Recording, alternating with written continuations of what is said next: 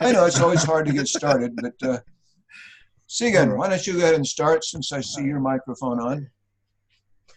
Yes, I got loads of questions, but I'll start one after the other. Uh, my research sounds interesting to me, but it's challenging working working in a research manner for you know for for for the course. It's but well, the feedback I've been getting makes it easier for me to begin to reorient myself in a research approach.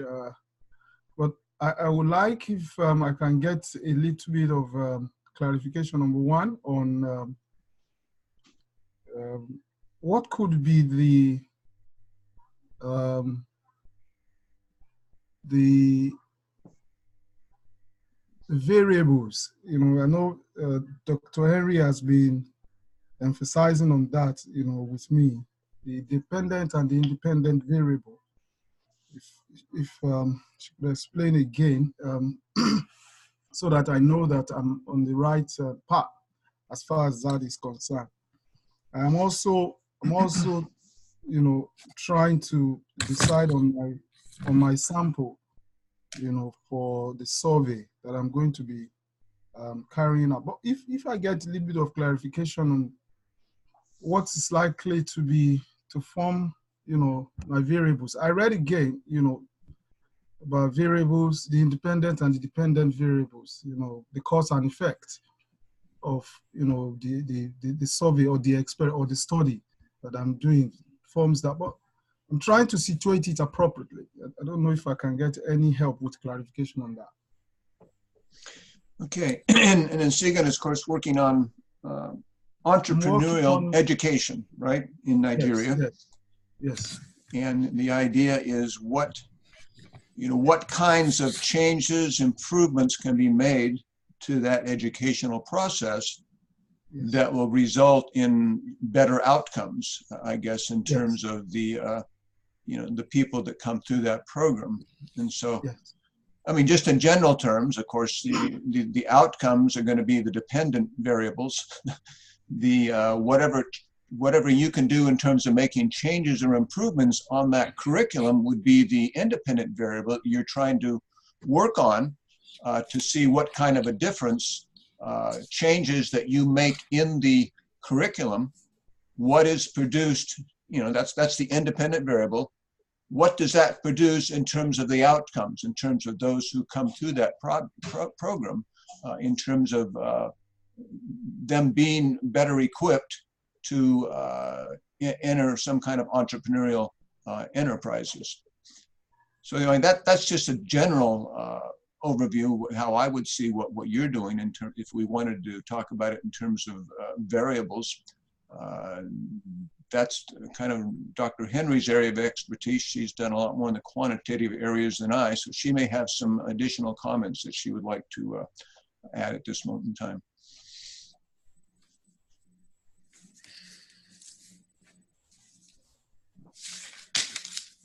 Okay, I begin by asking Sigan to state his major question of the study. I have something here in my notes, but I'd like you, Sigan, to state what is the major question of your study. All right, let me, just give me a second. Let me pull it up on my computer here so that I state it as I have written it down, please.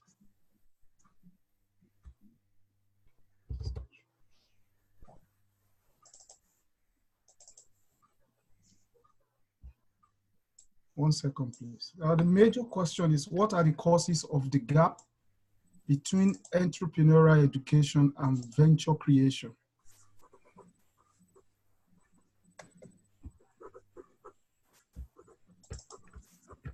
What are the causes of the gap between venture creation, entrepreneurial education and venture creation?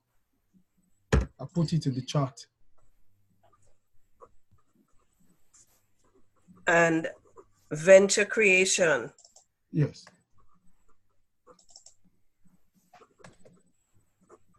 That's your major question. Yes, please. Okay. I have a question here that you had, and I guess this may be one of the sub-questions. It says, how do socioeconomic factors impact entrepreneurship? Is that one of your questions? Yes, it is one of the questions. How do socioeconomic factors impact entrepreneurship? Yes. Okay. The first thing we do is to look to see what are the concepts / variables, the key concepts / variables in your question.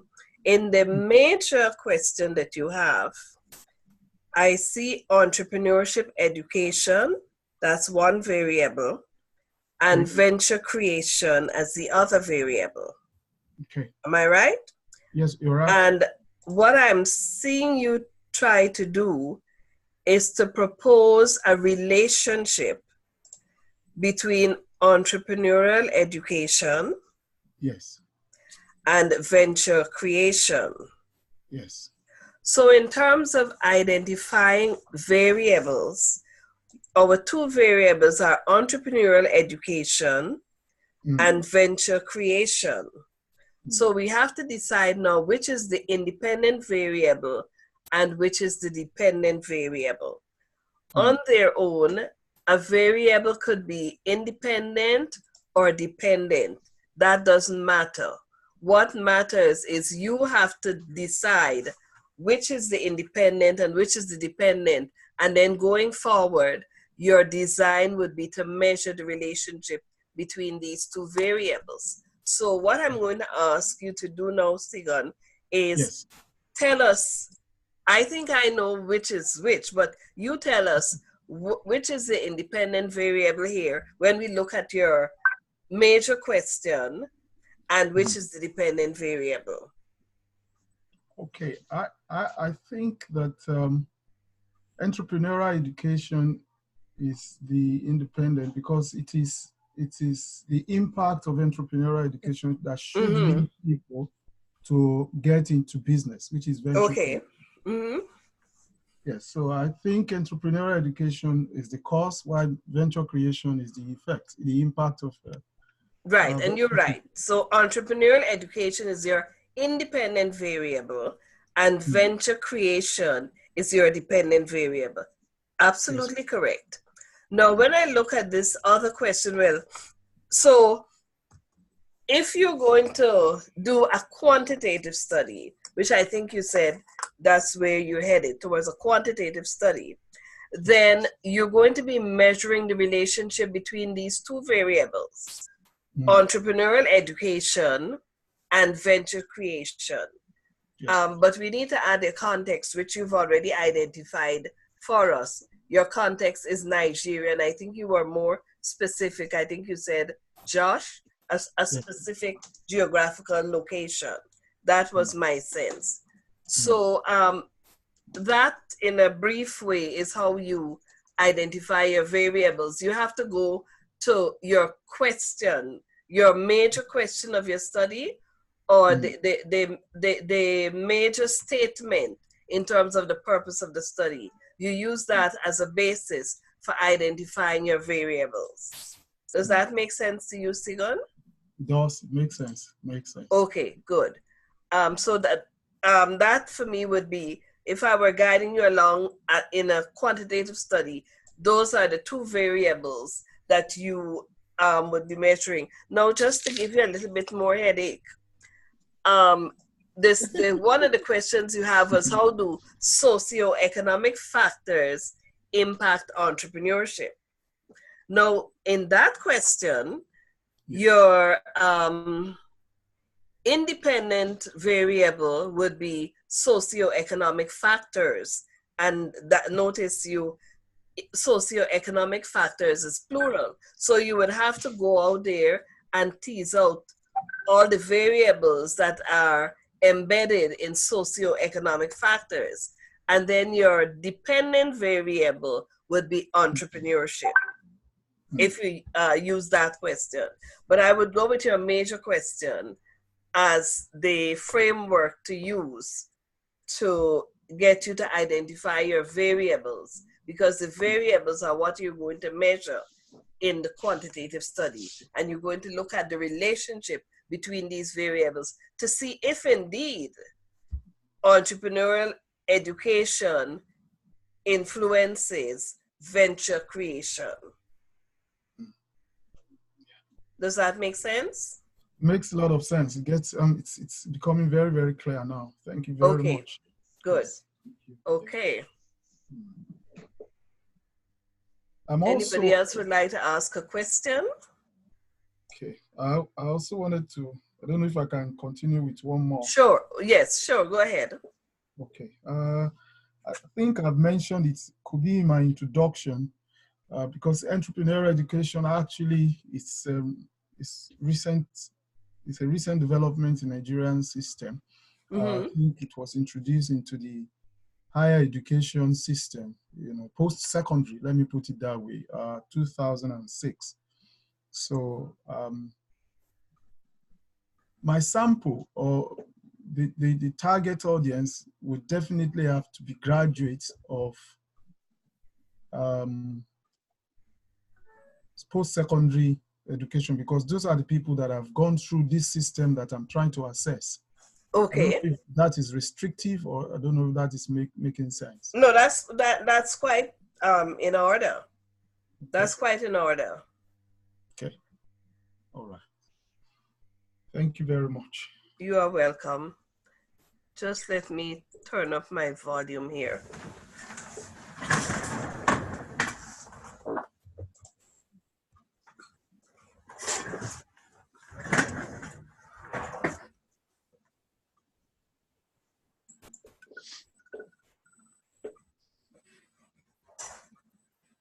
Okay.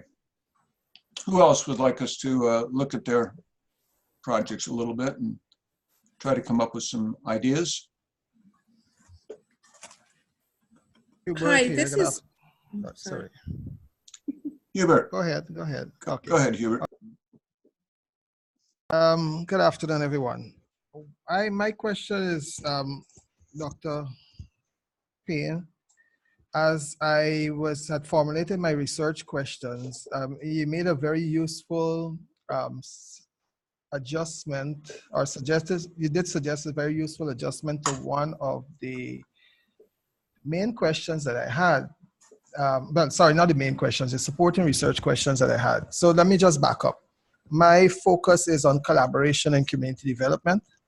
And the main research question would be, why is collaboration important in the development of the Kurukuru community? The sub-questions, one of them you suggested related to what is the impact of local government on community development in the Kurukuru community.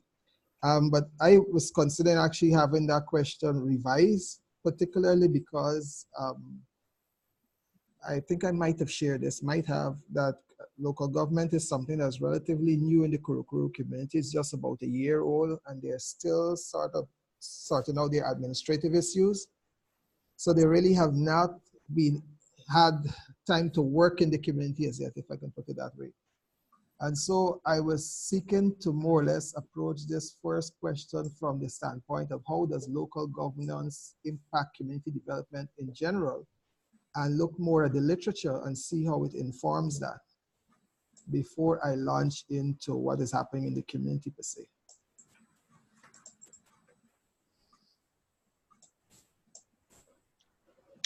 One second here. I'm going to share my screen just so we have your document on the screen for us here. Whoops, come back here.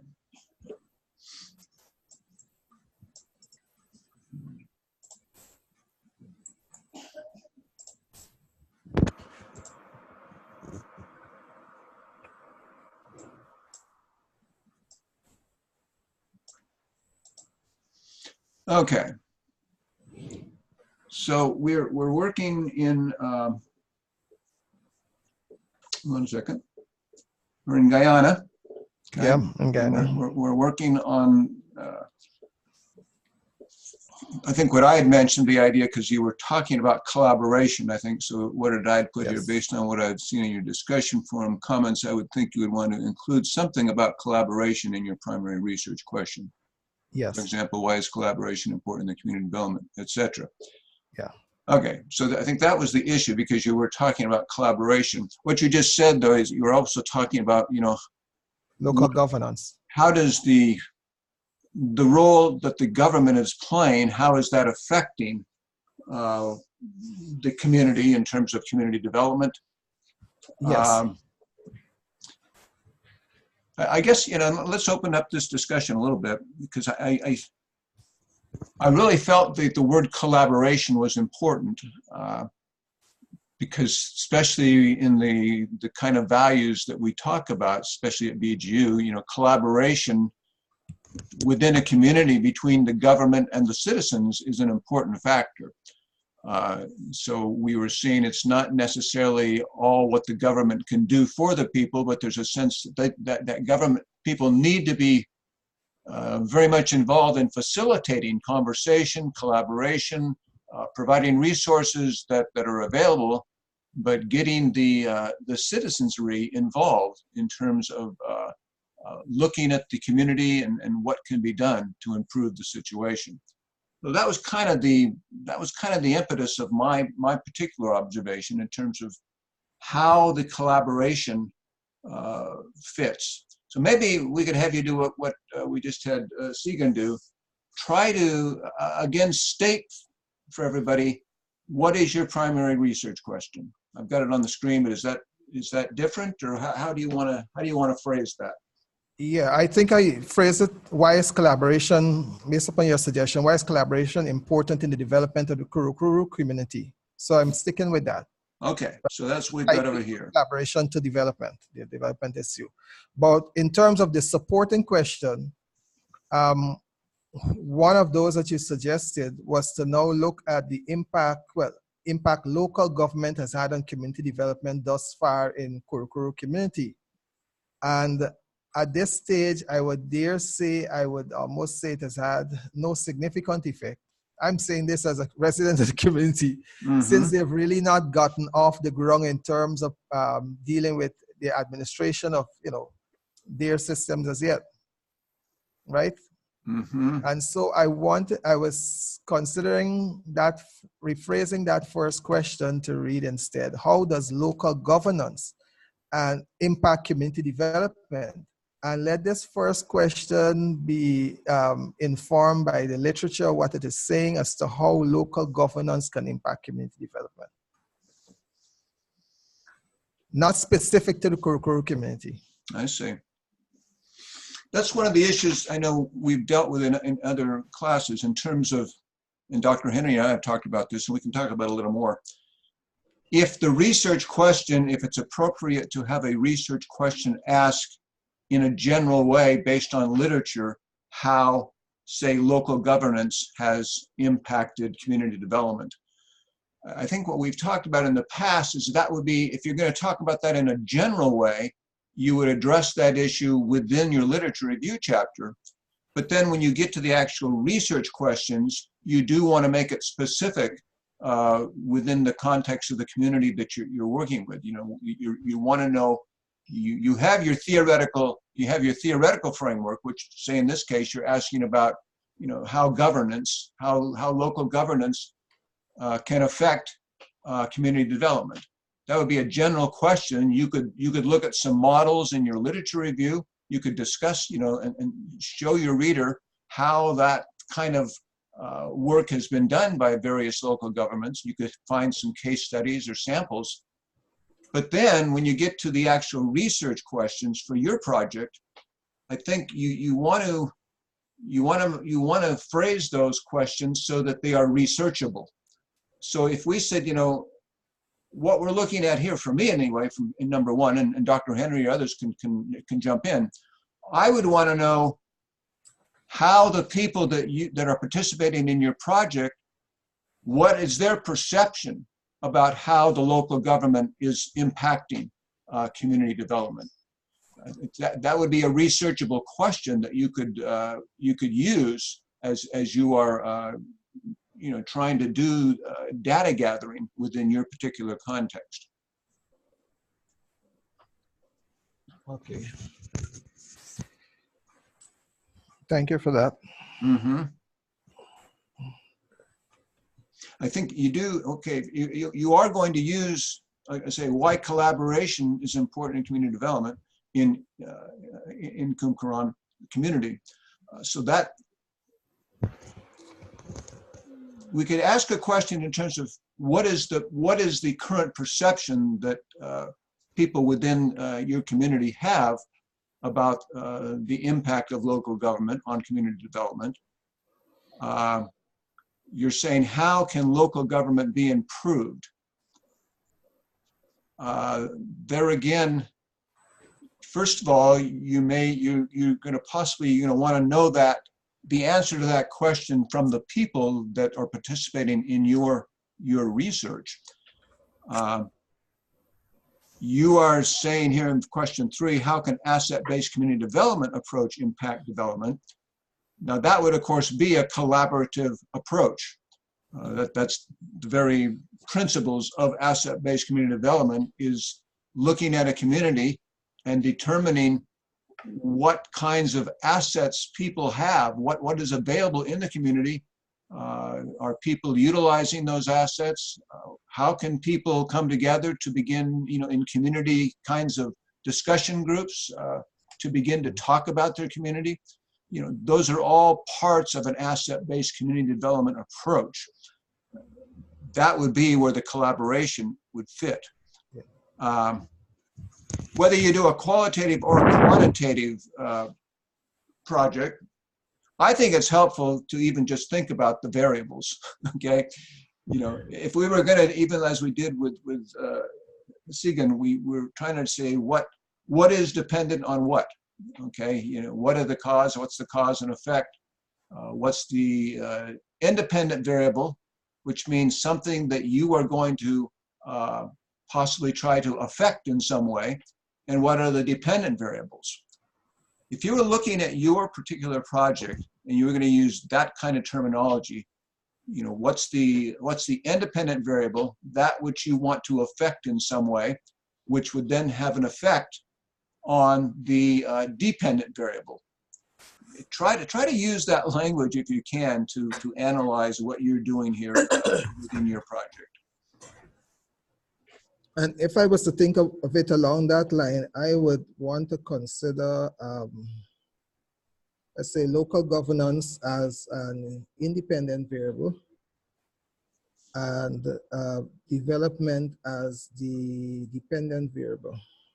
Okay, the community development. Okay, so yeah, so what the local government is doing would be the independent variable, and then the dependent variable would be what effect that's having in the community development process. The community development process. Okay. That's how I would put it.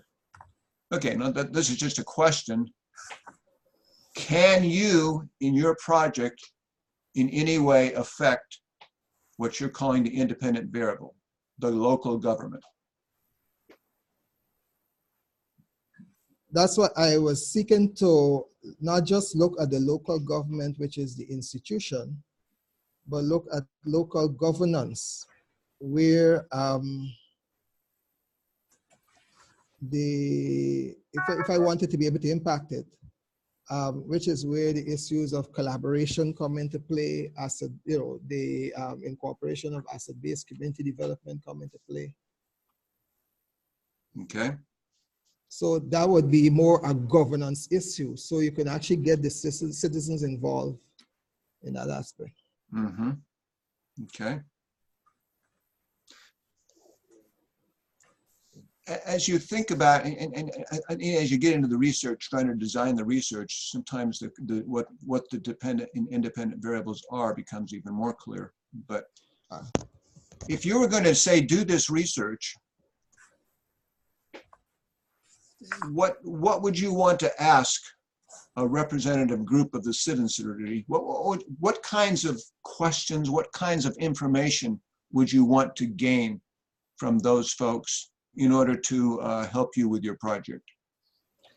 So actually, if All right, let me just go broader than that. One, in looking at this project, in earlier classes, I would have started some discussion and sharing with the local government system in our community, the councillors, some of what I would have gleaned from asset-based community development approach, and and also sharing thoughts with them on beginning to utilize a collaborative approach to governance. So I've started that process, some initial discussions and some interviews. What I was thinking of doing along this line now, as I start this project, was to see how the extend the interviews on the collaborative approach, because I hadn't discussed it with all the councillors as yet, just a few of them, but extend that discussion with them, interviewing them to, to get a wider perspective on what is happening, how they feel about it, utilizing that approach, because I would want, my thought here is that they become the major drivers of that process of a more inclusive governance system. That's my initial thought. And so to get their buy-in in terms of coming on board with the process. And then having done that, at this very early stage of at the very onset of the project, to get them involved in now going out into the community to begin to ask of citizens and businesses, do the asset mapping, as it were, begin to gather the concerns of citizens, get information on the concerns of citizens, what they would like to see in terms of development, what are the needs of the community, what can they contribute, and have that kind of interaction with the citizens. And then we come back to the table, analyze the data that, gather the data, analyze it, and move to the next stage in terms of, let's say, some focus groups. Asking, citizens, how do you now feel, about engaging in a collaborative approach? What are your perceptions? And then we use that sort of the information we gathered there now to begin to strategize for community development, utilizing a more collaborative approach. Okay. That's my general thought line. Right. Okay, that's good. So, yeah, you do have access to some of the counselors. Yes, I do. That would be parts of the government structure. So that would be a place where, when we talk, another way of looking at a research project that we've used is called, the gap. The gap is the situation as it is now, and then the situation as we would like to see it improved in the future. And of course, those would be some questions that you would want to ask, either say in a focus group, if you brought together some counselors, they would begin to analyze what's the current situation in the community, what are some of the strengths, weaknesses, what are the kinds of issues that people are talking about, and then the goal, we start to think some of the goals and objectives. What are some specific objectives we would like to possibly begin to work on as counselors within this community?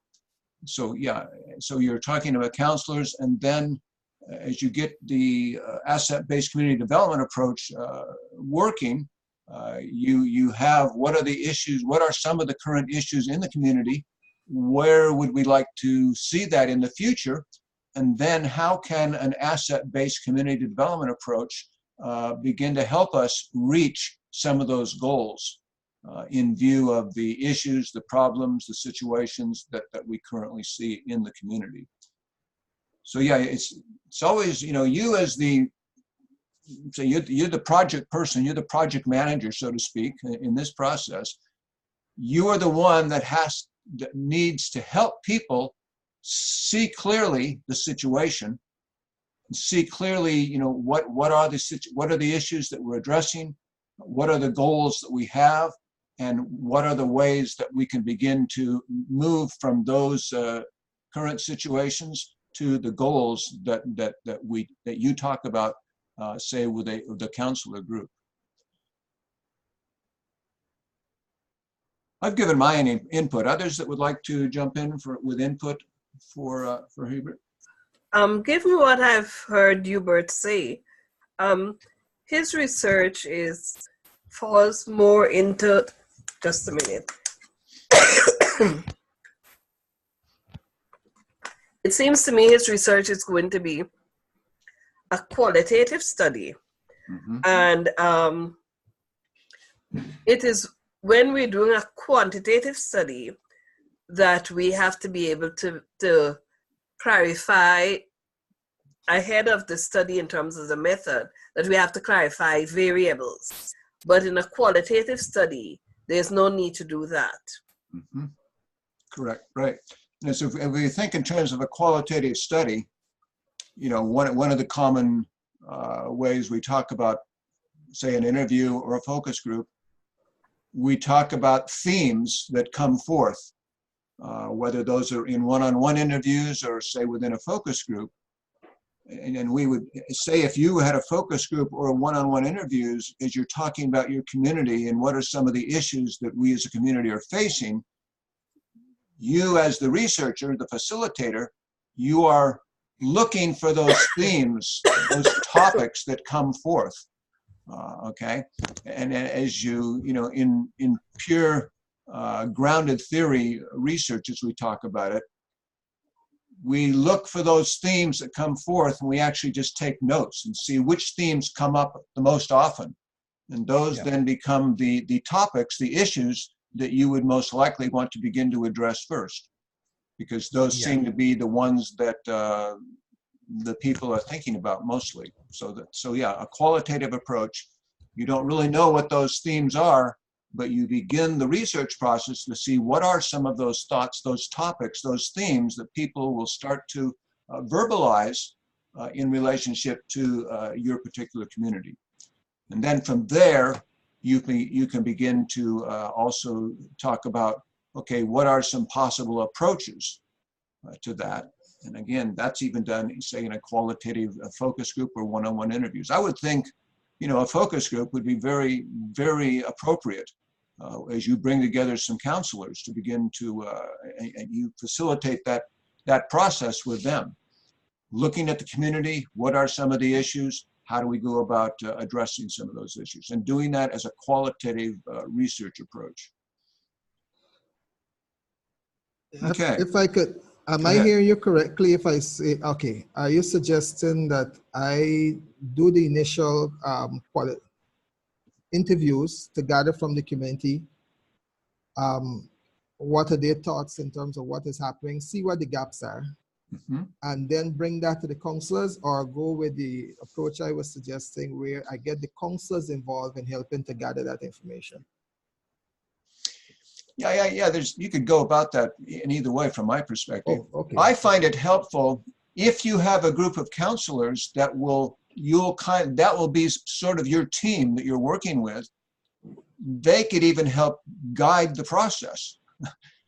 Then they could even suggest, okay, here's one way to find some a representative sample of people we might interview out here in the community to get their thoughts. Okay, you know, we as counselors, I'll just use the way we, if I'm in that group, we as counselors have our thoughts on what some of the issues are. Let's see if there's some way we could possibly understand the perception of a representative group of people in this community to possibly give their perceptions on what they see as the issues in the community that are of top importance for us to begin to address. So yeah, I mean, depending on, you know, what you're able to pull together in terms of research groups, you could have the counselors as a research group. You could also then bring together a representative group of just, you know, common citizens. You could bring them together in a focus group. And then there may be a time you'd bring a combined focus group. You may bring some counselors and some other citizens together to even begin to think jointly about issues. I'm just kind of brainstorming out loud. Probably, you know, if I was doing that project, those are how I would look at it. All right, that's been very helpful. Thank you very much, Dr. Payne.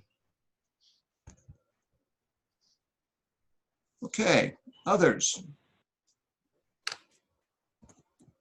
You stop sharing a moment here.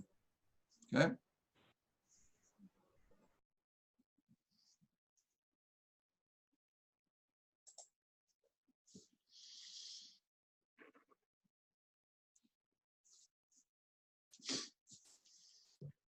We have about probably 20 or 30 more minutes. You know, if you want to devote some time to your project, and it's this is a good time to do it because you have a lot of heads together as we're trying to think about you know, a particular project. Well, I hope I can come in here. Hello, Simon. Yes. Good evening. I want to talk about my instrument. I posted on the instrument for the discussion this past week that I intend to use a self-structured questionnaire. And Dr. Henry tend to ask me to explain. So I want to know if that is really acceptable or not. Because I felt that I can use a questionnaire that is designed by me based on the research questions and what I could gather from literature. So I want to know if that's okay or not. Okay. I always find it helpful if we can get something in terms of a document in front of us so that we all have that in front of us. Okay, primary research question: how can theological institutions raise adequate funds for theological education?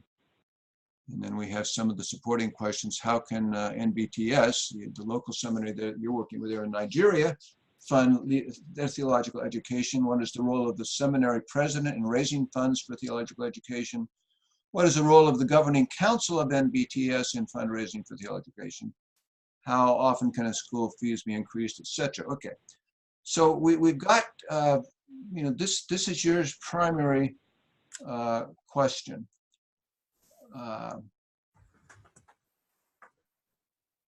Okay, if I may jump in here. Yeah, most definitely. Go ahead.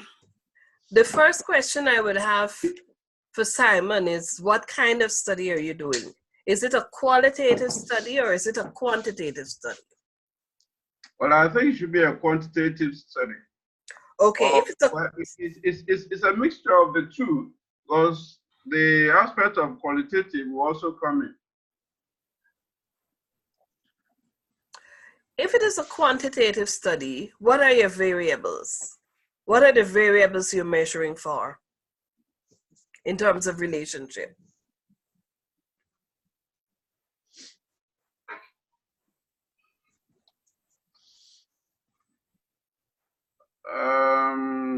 Funding. Okay, and is funding a dependent or an independent variable, and what are the other variables? Theological education. No, that wouldn't be accurate. The funding for theoretical education, that is a variable. That whole phrase, because that describes the kind of funding or the purpose for the funding. So the funding alone, funding is broad-based. You have to narrow it down, and in your case, you've narrowed it down to funding for theological education. So that phrase would be your variable. What is your, and well, what are the other variables there?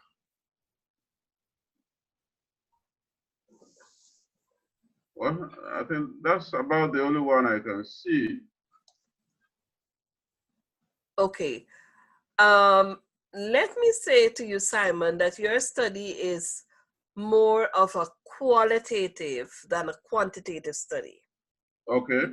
No, and I think I've said this in the discussions, and certainly I think I've said this in some of the PowerPoint presentations.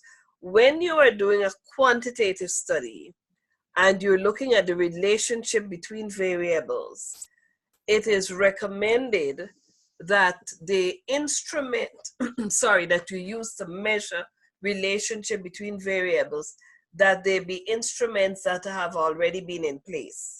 Okay. Because instrument design is a special skill, a skill that we have not taught you, and I'm assuming that you do not yet have. Okay. So when you're going to measure variables, as in a quantitative study, you want to look for instruments that are out there. There are other people who've done similar research. The context may be different, but they've looked at the relationship between variables like you're looking at. So you look for instruments that measure the variables, and you use one such instrument or two such instruments, depending on the number of variables that you're examining, that you're looking at. Now, in a qualitative study, you have a better leeway to design your own questions. For example, in a qualitative study, you may do interviews, you may do focus groups. You could design your interview, you could design your focus group question. However, you always do need guidance in the designing of questions, because it has a special skill. So that, yes, you may be the one designing it, but whoever is going to be supervising you will give you guidelines in terms of the instruments that you design to use in your qualitative study. Let me let my mouth work here. Let me make a few other comments. If I was looking at your study, Simon, say from a quantitative point of view, I might want to look at NBTS as an organization, and I might want to find some standardized organizational assessment tools that I could use to ask some standard questions in regards to NBTS. Okay, and you can find those online. You can find organizational assessments, and there'll be standardized assessment tools that you could use. And those tools will help you. These are the kinds of questions you should be asking the leadership team. These are the kinds of questions you should be asking the financial team. These are the kind of questions you should be asking the customers. All the various components that are part of that seminary structure would be examined through an objective, standardized organizational assessment. Okay, that would be one way that you could go about your study, and you could focus on the funding aspects of that organizational assessment process. Okay, but that would be an example of finding a standardized tool that you could use that you would not need to develop. That would be a quantitative approach, possibly. There are, of course, qualitative parts of that assessment, okay? But using that kind of a tool, I think, could be, that could qualify then as a quantitative study. But you could also use that tool in a more qualitative way, I guess. Yeah, and if you remember on your research, on your reading, the qualitative study usually entails you already knowing some variables that you want to determine. Say in this case, let's say that you made funding for the theological education at MBTS. That's the funding, the adequate funding. That's actually a dependent variable. It's dependent on some other factors, right? If we wanted to say, okay, I'm going to test the role of the governing council, how that particular variable, what that part of the organization does, that could be an independent variable. As you make changes in this, in the role of the government, as they come up with some strategies for fundraising, it's going to affect this dependent variable, which is funding for the institution. So you could actually test those as variables if you wanted to do this from a quantitative point of view. If you wanted to test the role of the seminary president, okay, what that seminary president does would also be another variable, an independent variable that you could probably change to see how changing that seminary president's work, how that affects the variable, the dependent variable, which is the funding aspect, okay? You could go through these and you'd say, okay, I'm going to test certain variables. Okay, now you may want to go about it with that kind of an approach. If you're not really that clear though, a qualitative approach would mean, okay, here's the issue I want to work on, adequate funding for the Institute for the Theological Education, but I'm not real clear on what is needed to make that happen. Then I may go about that in a qualitative way. I will design some questions that will help me understand people's perceptions. I would try to understand the leadership's perception. I would try to understand, people, the president's perception. I would try to understand members of the governing council, their perception of funding. If there were some other people within the seminary, students or others, that you could get a representative group, you might decide to ask them some questions. Now you're doing it in a qualitative form. You don't quite know what you're looking for, but you're looking for themes to come forth as you talk with various people, leadership people, students. There may be community member people that you would want to talk to in relationship to how to go about funding this institution in a more adequate way. But now you're doing it in a more of a qualitative way, because you're kind of looking to see what kinds of themes are coming forth in the conversations that you're having with people. I don't know if that makes sense as you're kind of thinking about those two approaches. Yeah, thank you. It makes a lot of sense. Can I conclude by saying that possibly I need to forget about the questionnaire and focus more on the interview? Then how many can I interview in a qualitative study that will not be too much? I don't know that there's an exact number that we can come up with. If you were looking at your, let me back up. When we say, you have to interview or have a certain number of participants, say in whether it's a written survey or an interview, the question is, what kind of a statement are you wanting to make? If you're wanting to make the statement, 80% of the students at MBTS believe a certain way, then you need to have a representative sample to make that statement. If you say you had 100 students at the seminary and you interviewed 20 of them, and you make the statement, 80% of the members believe such and such, that would be inaccurate because you've only interviewed 20 people, right? You would have to, when I gave you that little website that said, with a population of X number of people, you're going to need this number of people to participate in order to have a representative sample. Okay, so there again, it gets down to what's your purpose. Your purpose is probably not to say 80% of a particular group of people think a certain way. That's not your purpose. Your purpose is to discover ideas, it sounds like to me, yes, that would come forth from various groups, whether it's in the executive leadership team, the board of directors group, the governing council, or other groups. Here's some business or commercial. There might be some businesses in the area that you might even talk to.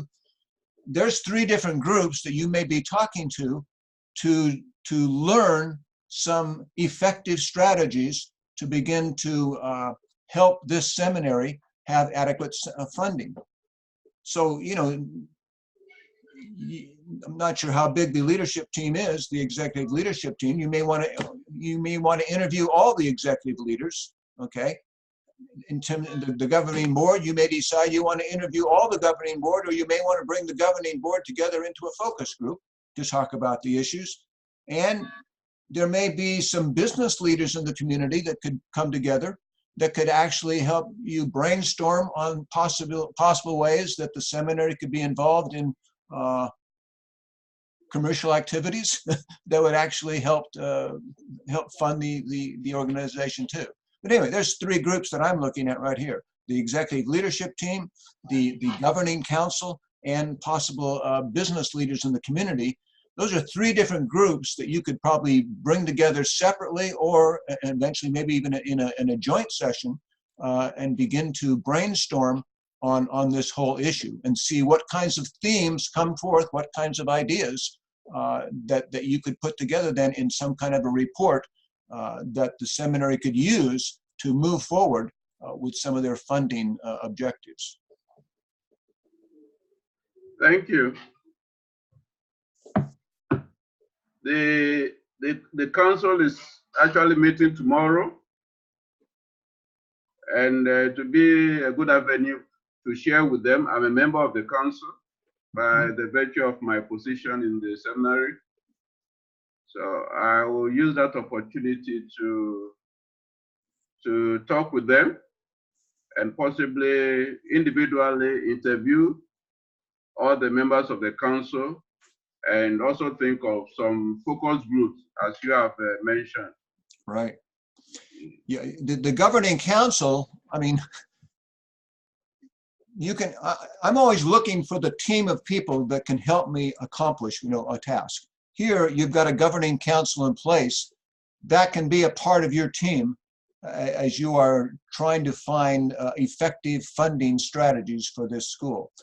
Even as you want to develop questionnaires for, say, businesses in the community, or even the president or the leadership team, that council could even help you think about what kinds of questions would you want to ask of these other people. I would even bring that council into the whole process of trying to develop the kinds of questions you want to ask in order to, get some of the answers that may be of help.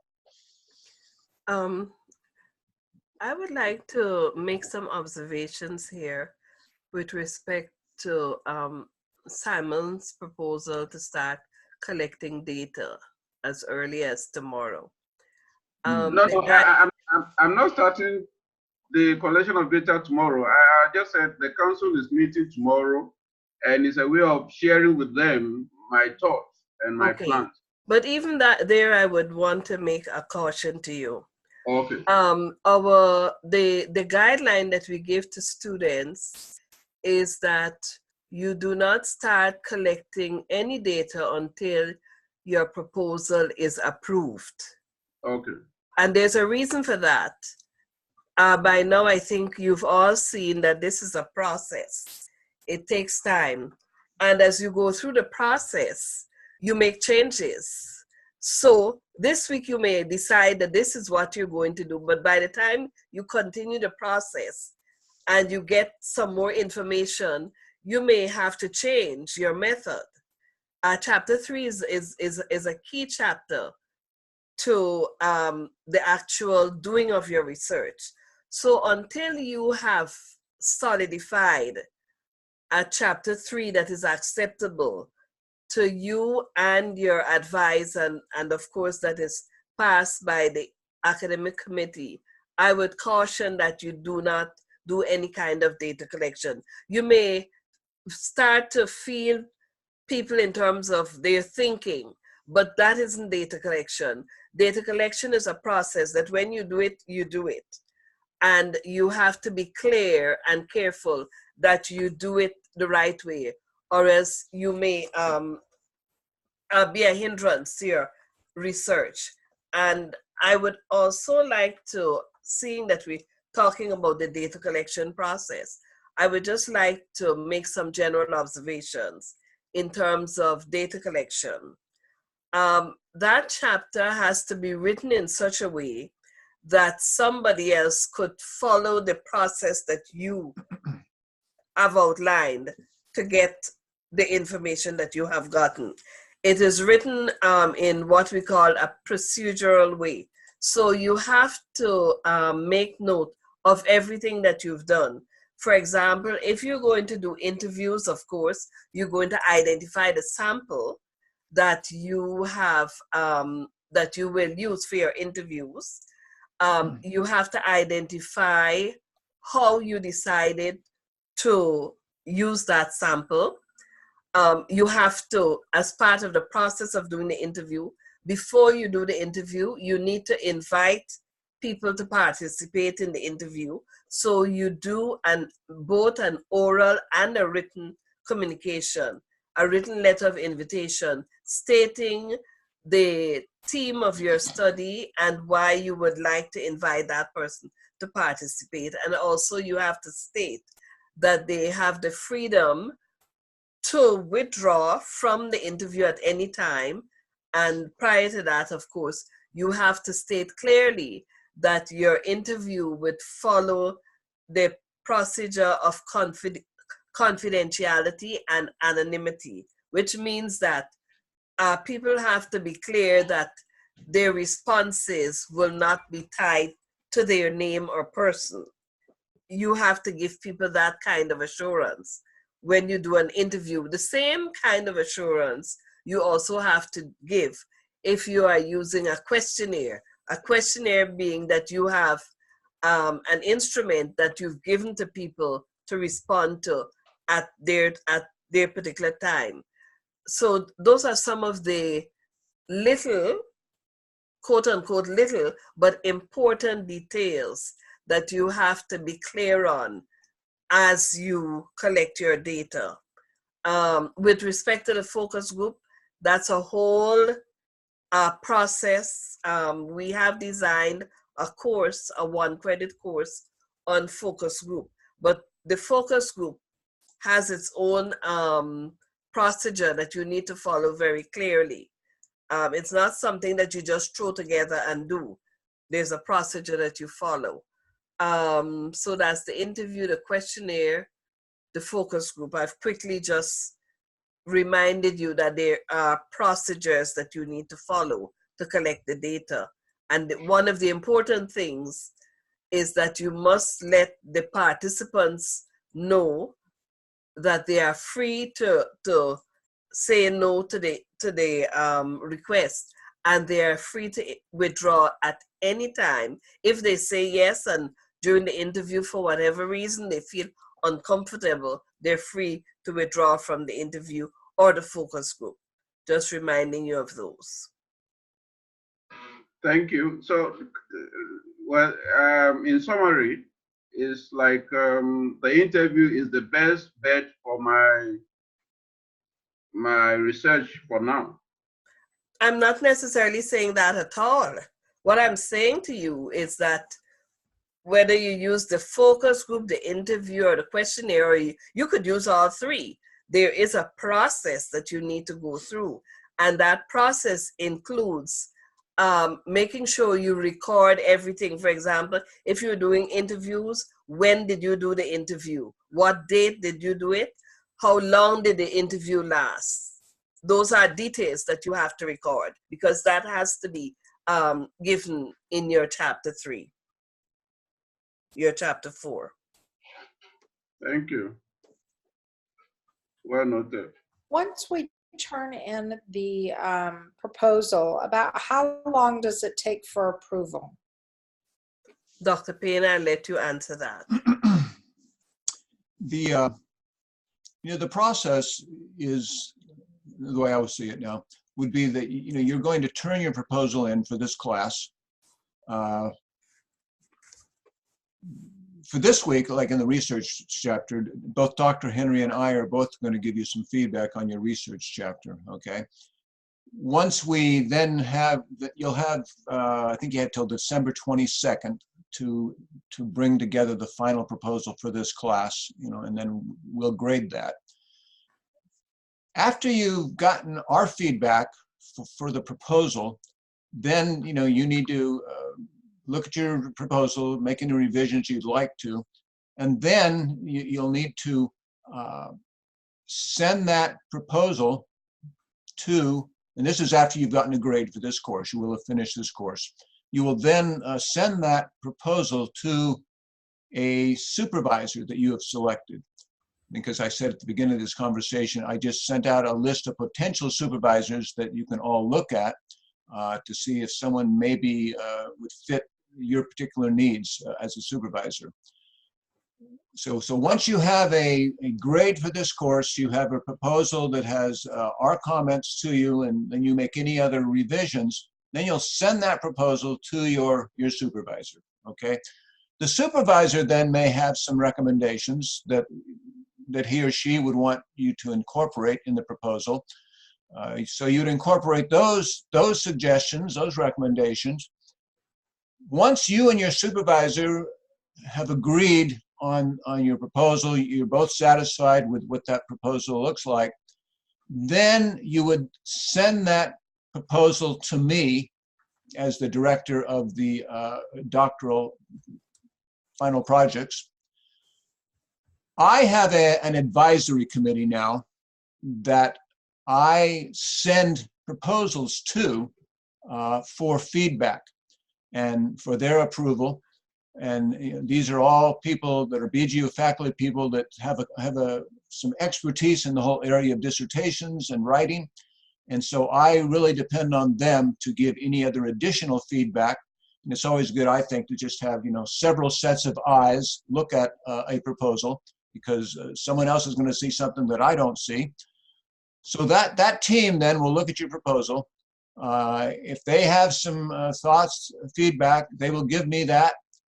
Then I will send that back to you and say, okay, yes, your proposal is approved as it stands, or here are still some substantial changes that you'll need to make in order for this proposal to be approved.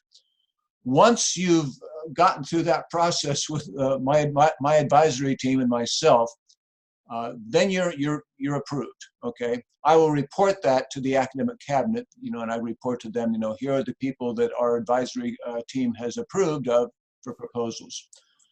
So yeah, I mean, that process, once you have a finished proposal from this class, you could probably then finish getting that proposal approved, say probably within a month's time.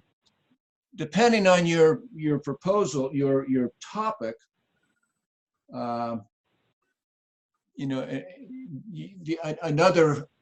another component of that approval process is our institutional review board. And we've talked a little bit about that review board, but any research that involves what we call vulnerable populations or sensitive topics that research model must be approved by the institutional review board members. And we're required to do that now, by the Department of Health and Human Services here in the United States. So there would be possibly another application form you'd need to fill out, if your particular project is going to be subject to the institutional review board. Just on the nature of the kinds of dissertation topics that we seem to work with here at BGU, I would say probably 80% of the proposals are going to need some kind of institutional review board approval. So because you are dealing with some kind of a vulnerable population, or you're dealing with sensitive topics. Even the topic religion is considered a sensitive topic based on the guidelines that we receive from the Department of Health and Human Services.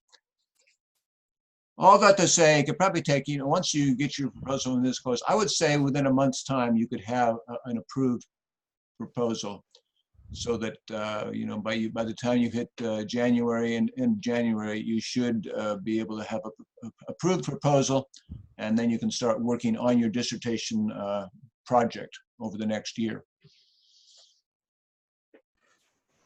If Dr. Payne, if I can follow up based upon that response. Go ahead. So we submit by this month end. It takes about another month for the approval of the proposal, which will probably take us to about January month end. And all of this approval will be happening outside of the period we actually going to be starting the dissertation. Right.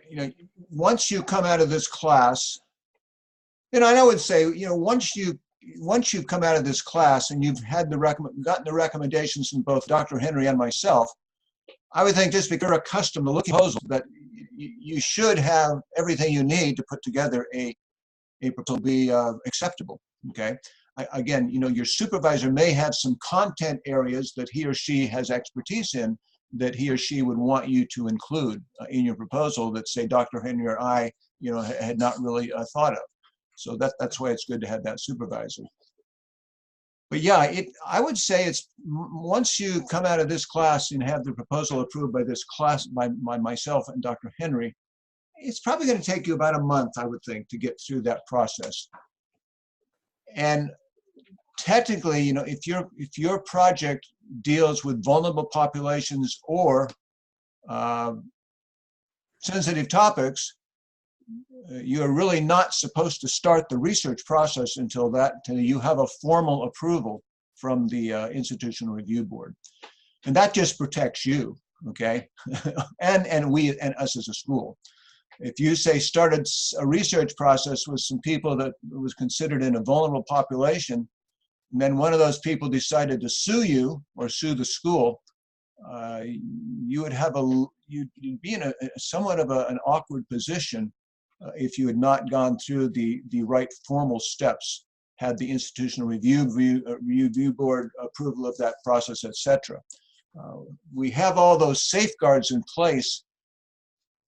It's to protect people, to protect privacy, and that's the whole purpose of some of these various, say, the Institutional Review Board. At the proposal level, in terms of us as a class and us as an advisory team, we are looking at the research process to make sure that the process that you have developed is going to actually be effective in terms of accomplishing the goals that you have within the project that you're doing.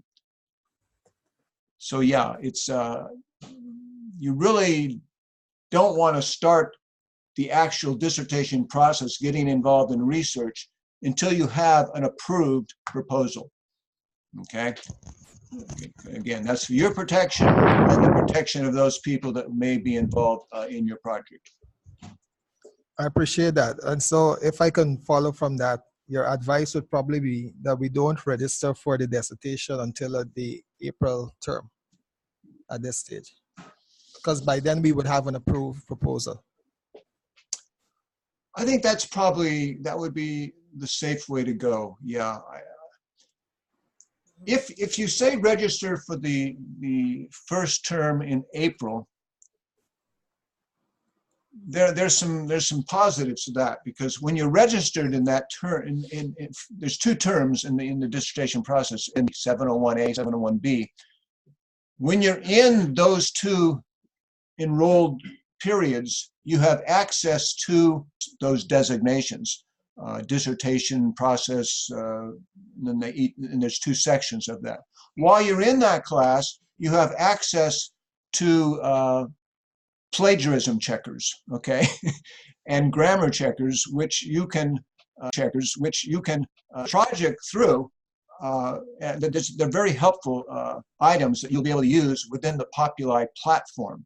So yeah, it would be good, I think, if you registered for the April and then the summer course, you'd have those two terms that you would actually be working on your dissertation. And then you would have access to those tools in Populi. Your goal, say, okay, now we're now in the end of 2019. Your probably anticipated graduation will be in June of 2021, okay? So as you are moving toward the goal of graduation in June 2021, you will need to have a completed dissertation draft by the first part of December 2020. So, if you start on this process in January, you're going to have about a year to go through this process to have a written dissertation report by a year from now, December next year. That's when you will need to have that report done if you expect to graduate in June of the following year.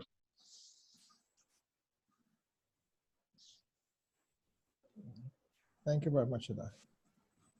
Dr. Payne. Yes. Well, a follow-up on this information. I have registered for January, the first part of the dissertation. Does that imply that I have to wait and possibly move it to the April term? You can, I think, you know, Judy, Dr. Martin, Dr. Judy or Dr. Martin, of course, Dr. Martin now is functioning as the registrar. I'll have to talk to her, see what her routine is.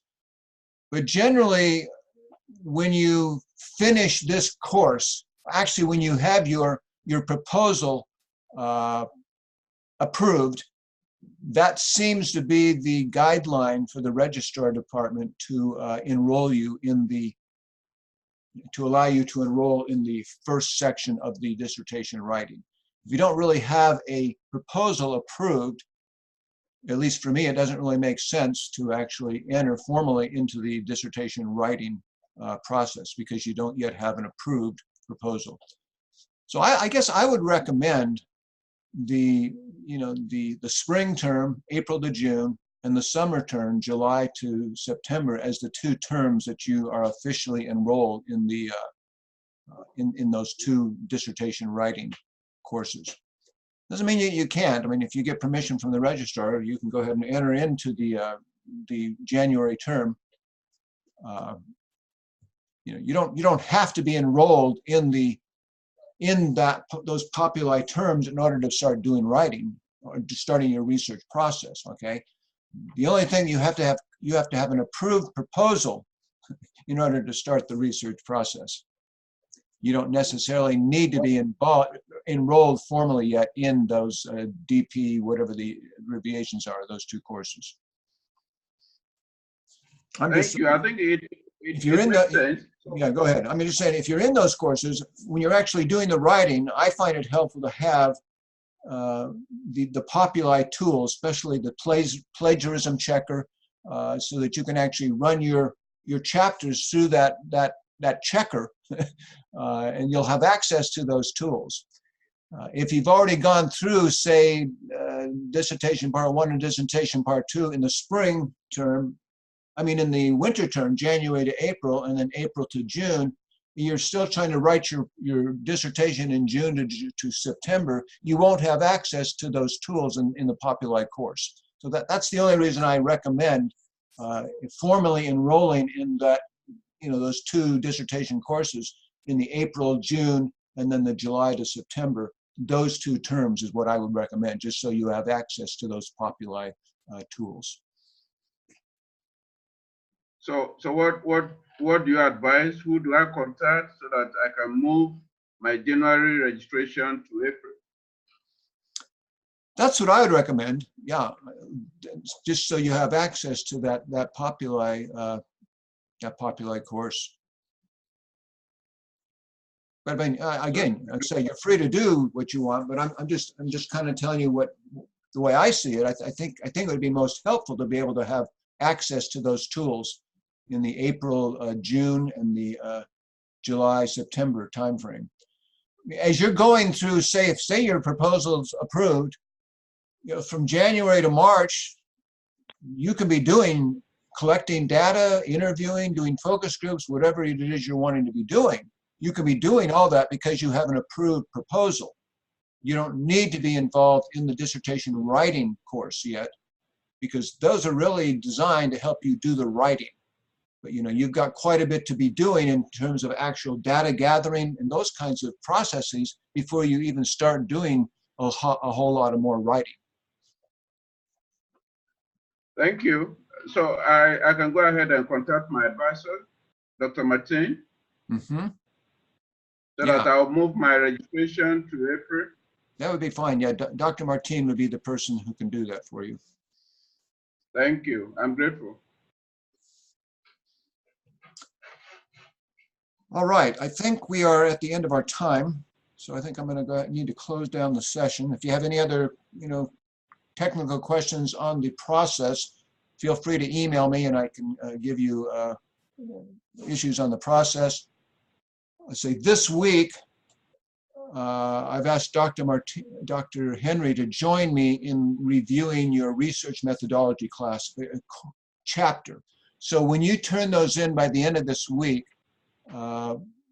we will each give you some feedback on that chapter, which will then hopefully help you as you're putting together the final version of your proposal that you'll turn in by December 22nd for this class. Okay? Thank you very much, Dr. P. All right, I'm going to say goodbye. Thank you for joining Goodbye. us. Have a good week to everyone. All right. You too. Yes. Bye.